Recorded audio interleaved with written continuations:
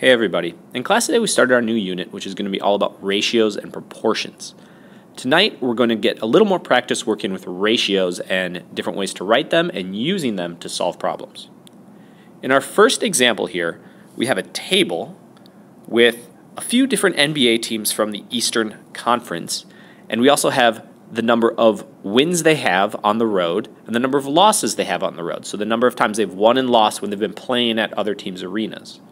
So the Cavaliers have won 11 times on the road and they've lost 9 times. Now we can use this information for each team to write a couple different ratios. We could write the ratio of road wins to road losses. So that would be 11 over 9 for the Cavaliers. We could also write the ratio of road wins to total number of road games played. Right? If they've won 11 times and they've lost 9 times, the ratio would be 11 over 20. For the Raptors, their wins to loss ratio would be 13 to 9, or 13 over 9, and wins to total games played would be 13 over 22. So they've actually played a couple more games on the road than the Cavaliers have. For the Wizards, the first one would be 6 to 14. Now, we always want to make sure we simplify our ratios. Just like we simplify any kind of fraction, I can divide the numerator and denominator here by 2. That will give me 3 over 7 is that ratio for the Wizards. And their wins to games played ratio would be 6 over 20. They've won 6, lost 14. They've played 20 games. And we'd want to simplify this too. If I divide that by 2, both the numerator and denominator, I'll have 3 over 10. And we can do that for the rest of these teams. The Pacers, 6 over 16. That's going to give us 3 over 8. And 6 over 22. That'll give me 3 over 11. We'll do the Bulls, 8 over 14. Sorry for the handwriting. That's 4 over 7. And 8 over 22 gives us 4 over 11. We got the Bucks, 8 over 13. Can't simplify that one. And we also can't simplify 8 over 21. No common factors there.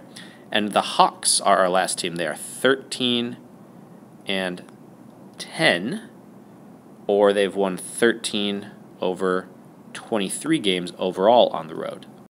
Now, what I would like to do is know, out of these 7 teams, which team is the best and which team is the worst as far as playing on the road goes. Now, I can tell a lot by wins and losses, but it's tough to tell when a lot of these teams haven't played the same number of games, right? The Cavaliers have played 20, the Raptors have played 22, the Bucks played 21, the Hawks played 23, so it's tough to compare these fractions when we don't have common denominators.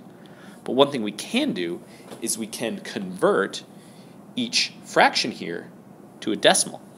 So for the Cavaliers, I know they've won 11 out of 20 games. If I calculate 11 divided by 20, I get 0.55 for my decimal, 0.55. For the Raptors, I can do the same thing, 13 divided by 22. Now here I get a long decimal, 0.59090909, so that's going to keep repeating. I'm going to round it to the nearest hundredth, 0.59. For the Wizards, 3 over 10, I know, is going to give me 0.3. Anything over 10 is pretty easy. 3 over 11 is going to give me 0.2727. That keeps repeating, so we'll round it to 0.27. 4 over 11 is going to be 0.36 when I round it to the nearest hundredth. 8 over 21 is 0.38. And 13 over 23 is 0.57. So by looking at these decimals and comparing them, I can put them from least to greatest and see who is the best team and who's the worst team. Now, 0.27 is my lowest number here. Some people think it's at 0.3, but remember 0.3 is the same as 0.30. So 0.27 are the Pacers. That is my worst road team out of these 7. They win the lowest ratio or the lowest proportion of their games, 3 out of every 11. And the best team here is actually the Toronto Raptors, 0.59. And we see the second best road team is actually the Hawks, because they are at 0.57. They have the second best ratio. And the Cavaliers actually have the third best ratio out of this whole group. Ratios can also do more than tell us about who are good NBA teams or good players. They can also help us make decisions. In this case, we have 2 roller coasters. To ride the new Flash roller coaster at Great America, you have to wait in line for 1.5 hours. The ride lasts 2 minutes. The wait for the Aquaman roller coaster is 2 hours, and the ride lasts for 3 minutes. Which roller coaster should you ride?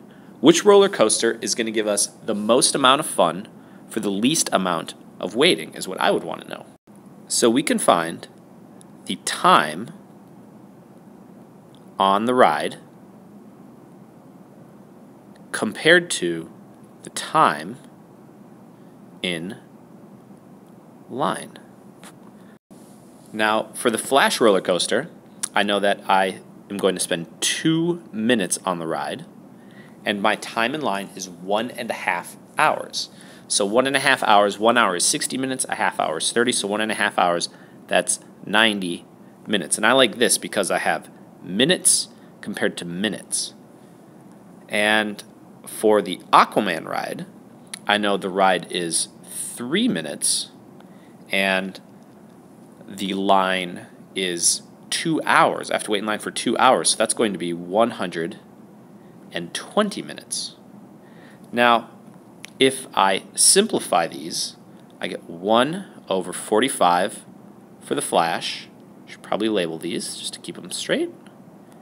And for Aquaman, 3 over 120, I can divide both of those by 3. I would get 1 over 40.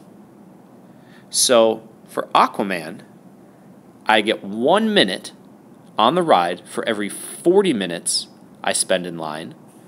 And for the Flash, I get 1 minute on the ride for every 45 minutes I spend in line. So the Aquaman ride is actually going to give me the same amount on the ride, 1 minute, for 5 minutes less in line when we look at the ratio. Now, if we wanted to confirm, we could convert both of these ratios decimals. 1 divided by 45 for the Flash gives me 0.02 repeating. I'm going to round that to the nearest thousandth, 0.022. And those 2's keep going, but I'm going to stop my rounding right there.